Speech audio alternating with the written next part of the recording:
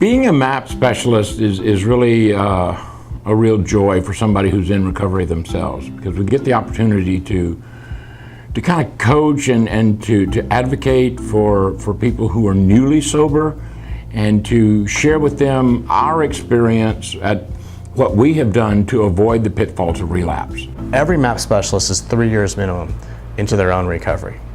We've all gone through weeks of training where we discuss ways to identify enabling and codependency issues with the parents and look out for signs of relapse behavior, course correction methods, ways to bring up those questions with the young people, with the addicts and alcoholics who are on our program. Within the last year and a half, the state of Texas has actually started certifying peer recovery support specialists. When we started, that did not exist.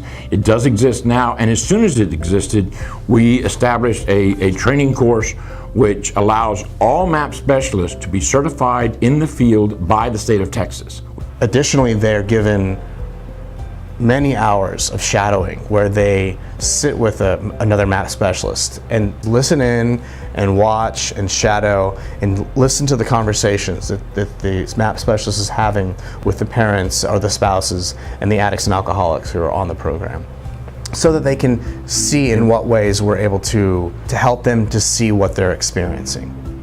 There's a lot of things that a newly sober person can mistakenly start doing that we know lead to relapse. But if we can catch that early in the process and do some course correction, then that's all to the good, and they get to stay sober. I have a guy right now he's got a job. He doesn't have the job he wants, but every time he gets a job he wants, he starts smoking crack.